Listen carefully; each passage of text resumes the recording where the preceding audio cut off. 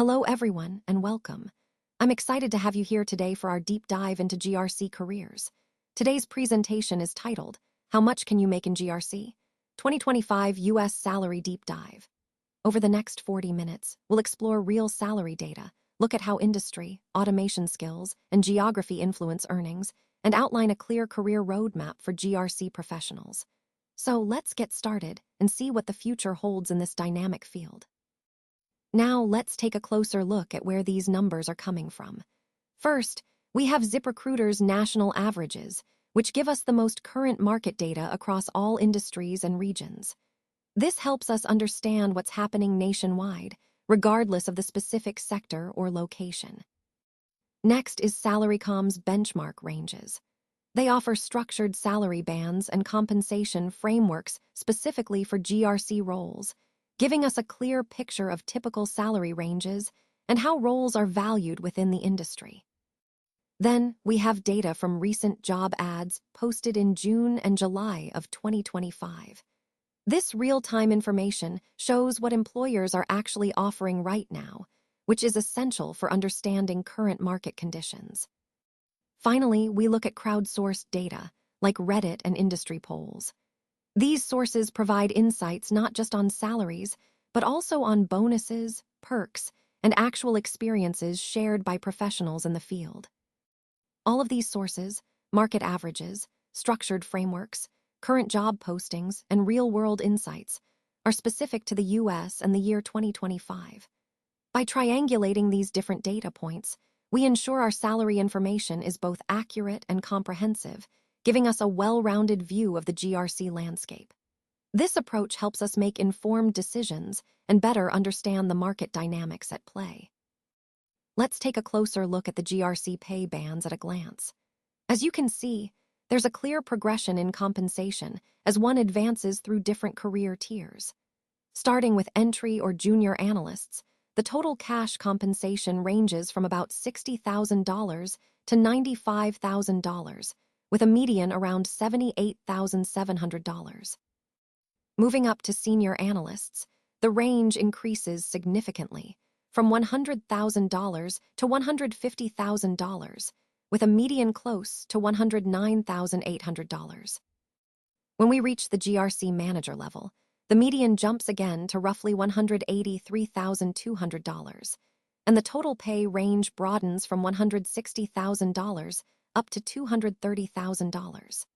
For directors or heads of GRC, the median is around $210,000, with total compensation potentially reaching $250,000 or more.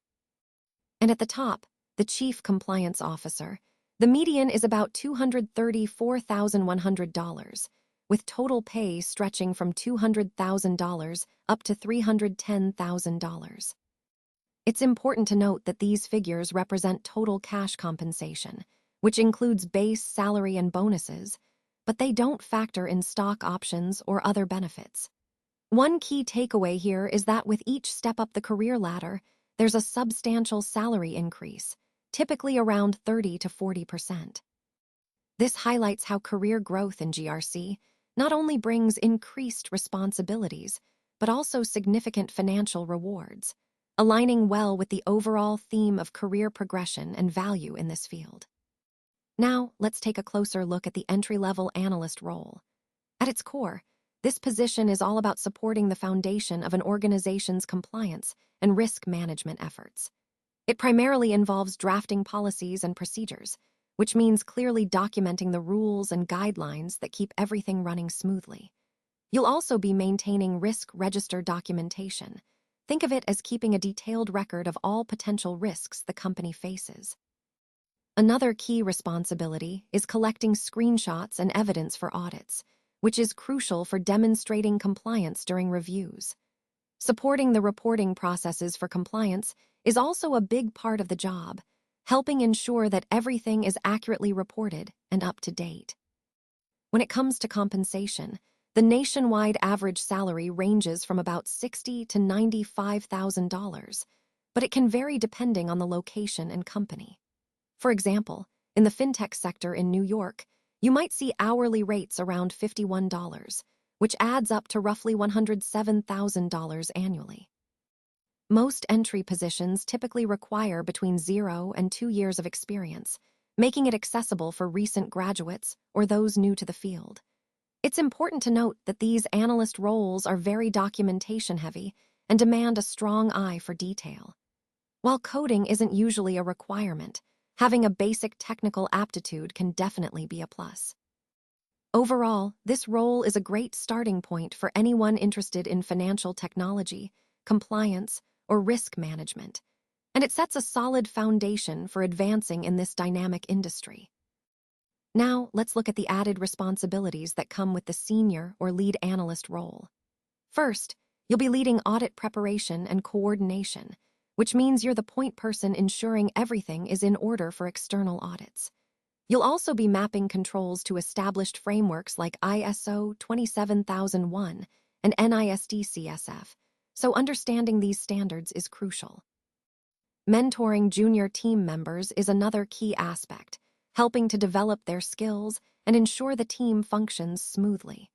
You'll also be interfacing directly with external auditors, acting as the liaison to facilitate smooth communication and successful audits.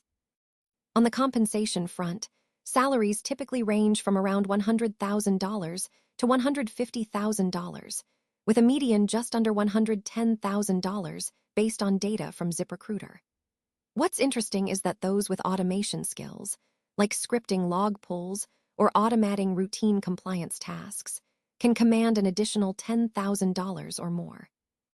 As senior analysts, you're expected to take ownership of evidence packages and start implementing light automation. The ability to automate routine tasks not only boosts efficiency, but also significantly increases your earning potential, reflecting how much the industry values automation skills in enhancing audit processes. Now, let's take a closer look at the role of the GRC manager. Essentially, they're responsible for managing the implementation of the governance, risk, and compliance platform. Think of tools like ServiceNow. They ensure that these systems are set up effectively and support the organization's risk management efforts.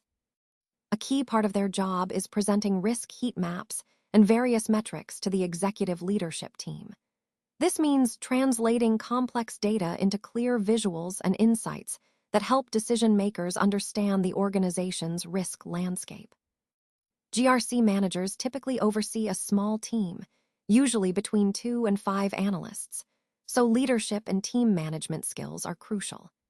They also develop and maintain the compliance program structure, making sure policies are integrated into daily operations and that the organization stays aligned with regulatory requirements.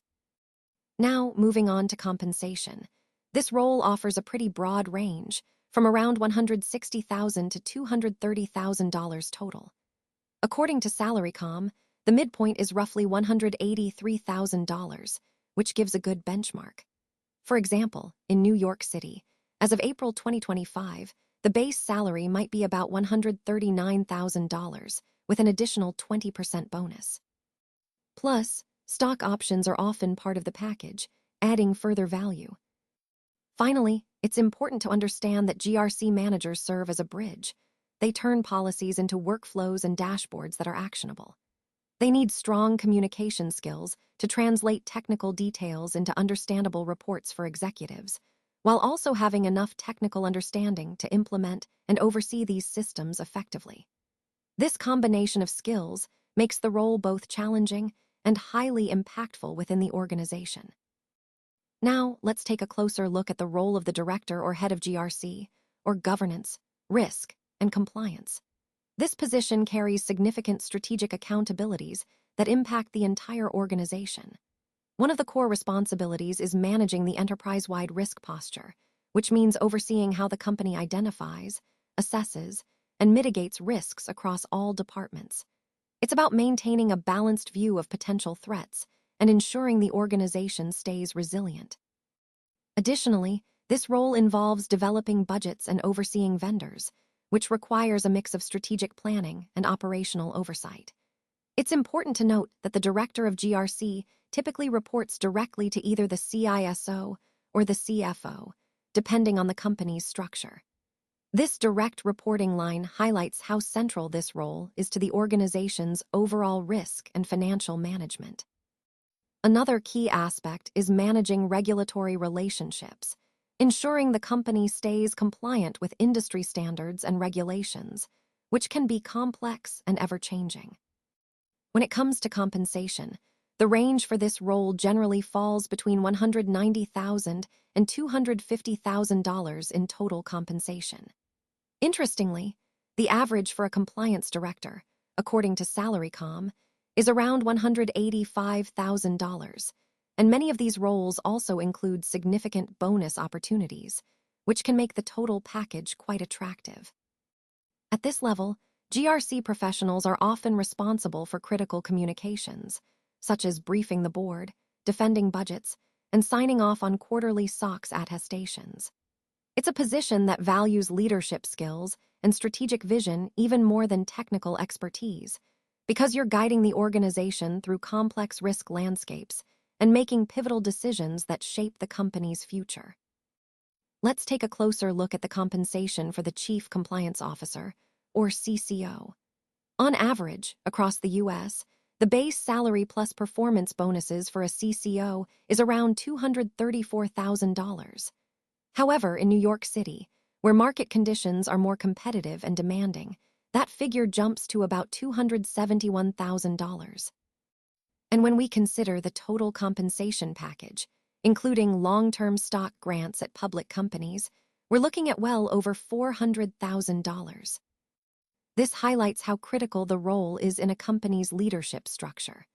The CCO is responsible for owning the entire enterprise compliance strategy, making sure the company adheres to legal and ethical standards. They also carry personal liability for regulatory fines, which underscores how vital their role is in risk management.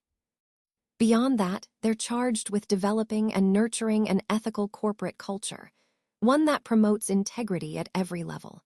And of course, they have direct interactions with the board, providing key reports and insights that influence high-level decision-making. All of these responsibilities tie back to our overall theme. The CCO is central not only to maintaining compliance, but also to fostering a responsible, transparent corporate environment. Their compensation reflects that importance, aligning incentives with the company's ethical and regulatory commitments. As we move to the first factor influencing cybersecurity compensation, let's talk about industry premium. Essentially, certain sectors like finance and healthcare tend to pay higher salaries for cybersecurity roles. The reason is quite straightforward. The risks and consequences of noncompliance in these industries are extremely high. In fact, fines for violations can reach into the 8-figure range, making the stakes incredibly serious. I've come across some interesting insights from Reddit posts where business information security officers, or BISOs, working in Fortune 50 companies report compensation packages that range from around $140,000 to $220,000, plus substantial bonuses. What's notable here is that these figures are roughly 15% higher than what you might see in comparable retail industry roles. This premium reflects the critical importance of cybersecurity in these sectors, not just for protecting sensitive data, but also for avoiding those hefty fines and reputational damage. So, when we think about why certain industries pay more, it's really about the heightened risk and the vital need for top-tier security expertise. This ties back to our overall theme. Understanding what drives cybersecurity compensation helps us recognize where the most value and urgency lie in the market. Now, let's talk about automation fluency and why it's becoming such a key factor in today's job market. Having strong automation skills can actually boost your earning potential by anywhere from $10,000 to $20,000. That's a significant premium, and it really highlights how valuable these capabilities are to employers. One of the core skills that contributes to this is Python scripting.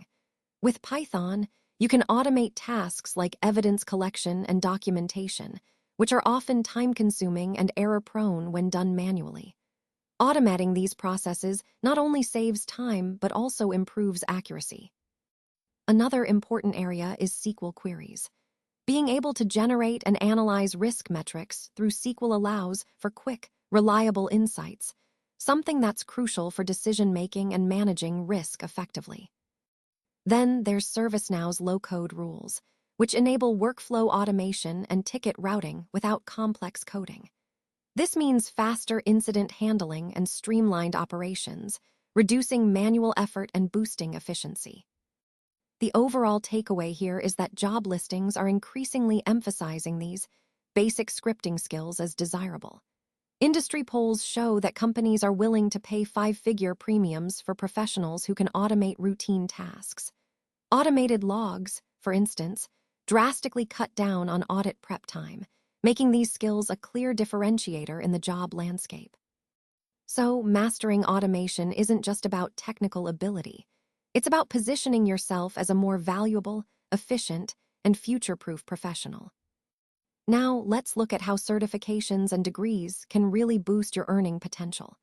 For example, earning a CISSP certification, which stands for Systems Security Professional, can add an average of about $8,000 to your salary.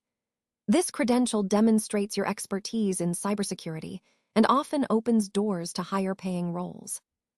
Similarly, the CISA certification, or Information Systems Auditor, can bring in roughly $6,000 more on average. It's highly valued for those working in audit and compliance roles. Interestingly, having a CISA can sometimes be the difference between landing a $140,000 offer versus a $150,000 one for senior analysts. Now, on the education side, earning an MBA or JD can boost your salary by around 10%. These advanced degrees often serve as a prerequisite for leadership roles, like director-level positions. Essentially, certifications and degrees don't just add credibility. They also show your domain expertise and can be pivotal in climbing the career ladder and increasing your earning power. Now, let's take a look at how geography plays a significant role in compensation for GRC analysts. According to data from ZipRecruiter, the same job title can pay roughly 65% more in New York City compared to Dallas. That's a pretty substantial difference, and it really highlights how location affects salary levels. One of the main reasons for this disparity is the cost of living. Living in New York City is just more expensive, so salaries tend to be higher to compensate for that. Additionally, New York City is home to a high concentration of financial institutions, which are major employers for compliance professionals like GRC analysts. This high demand in the financial sector drives up salaries even further. So, when you're considering job opportunities, it's important to factor in these geographic differences, as they can significantly impact your earning potential. This also ties back to our overall theme. Understanding the various factors that influence compensation helps you make more informed career decisions. Now, let's talk about what we call the reporting line risk, which is essentially the risk associated with certain roles that have a higher likelihood of being involved in regulatory or audit processes. These roles often carry a premium in compensation because of the level of responsibility and the potential personal liability involved. For example, positions that are responsible for briefing the audit committee typically see a salary premium of anywhere from $15,000 to $25,000. Similarly, roles with direct SEC filing responsibilities tend to command the same kind of premium. Again, about $15,000 to $25,000 extra. A good illustration of this is a SOX officer at a large insurer who might have a base salary around $215,000, but this number can be significantly higher depending on the risk level of the role.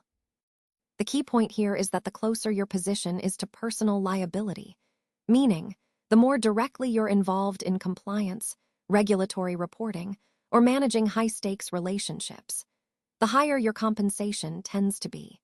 Companies are willing to pay these premium salaries because they value professionals who can effectively manage regulatory relationships and withstand intense scrutiny.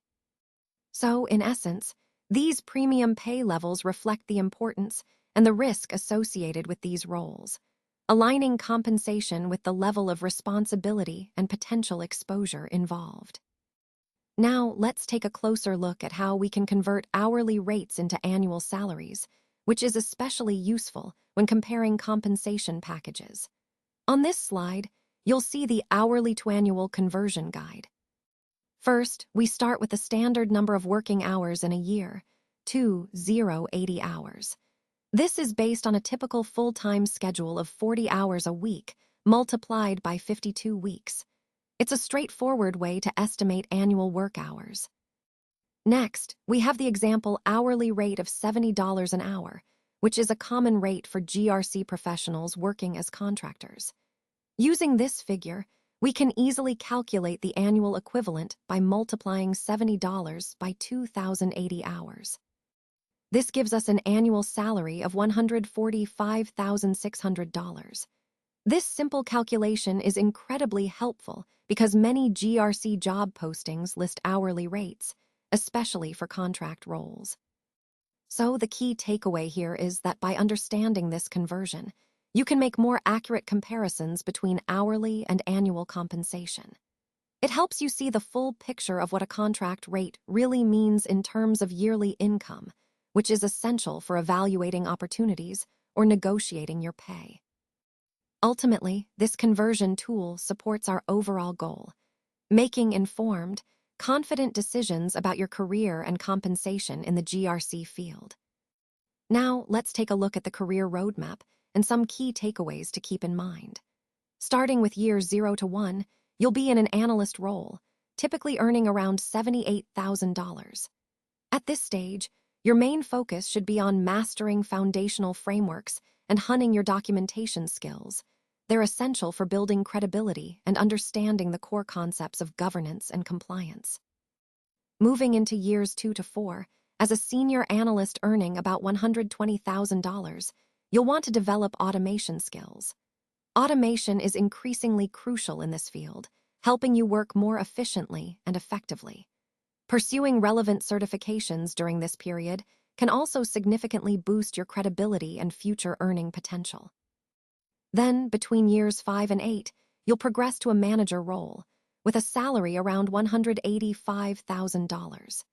Here, the emphasis shifts to building leadership experience and gaining cross-functional expertise.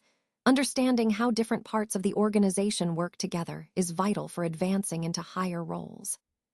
From years 9 to 12, as a director earning roughly $210,000, your focus should be on developing a strategic vision and sharpening your executive communication skills. These are key to influencing decision-making at the highest levels and shaping the organization's compliance culture. Finally, beyond year 13, ascending to the Chief Compliance Officer position, with compensation of $234,000 or more, means leading enterprise-wide compliance strategy and fostering a strong compliance culture across the organization. This is the pinnacle of the career ladder in governance, risk, and compliance. Now, let's talk about some overarching messages. First, developing policy development and communication skills early on really lays a strong foundation. These are critical in almost every role you'll take on. Second, automation capabilities can command significant salary premiums because they make you more valuable and efficient. Third, industry and location matter.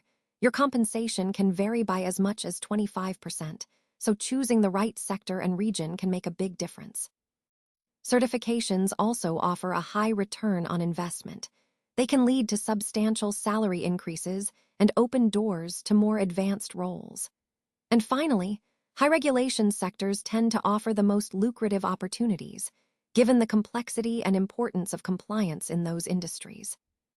Overall, following this evidence-based career path, from an entry-level role earning around $80,000 to a $250,000 executive position, shows that strategic skill development and continuous growth are key to reaching the top of governance, risk, and compliance.